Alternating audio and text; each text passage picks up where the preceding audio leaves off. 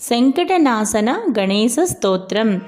नारद उवाच प्रणम्य शिरसा देवं गौरीपुत्रं विनायकं भक्तावासं स्मरेन्नित्यम् आयुः कामार्थसिद्धये।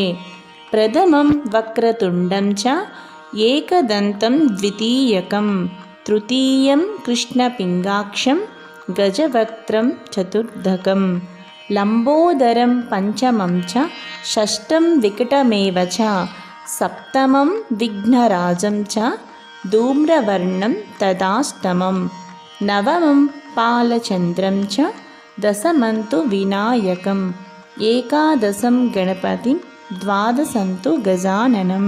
द्वादशैतानि नामानि त्रिसन्ध्यः पठेन्नरः न च विघ्नभयं तस्य सर्वसिद्धिकरं प्रभो।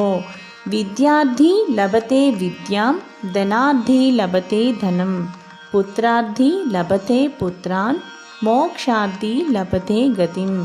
जपेत् गणपतिं स्तोत्रं षड्भिर्मासैः फलं लभेत् संवत्सरेण सिद्धिं च लभते नात्र संशयः।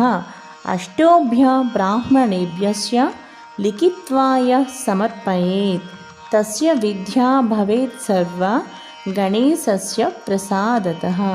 इति श्री नारदपुराणे संकटनाशन गणेशस्तोत्रं सम्पूर्णम्।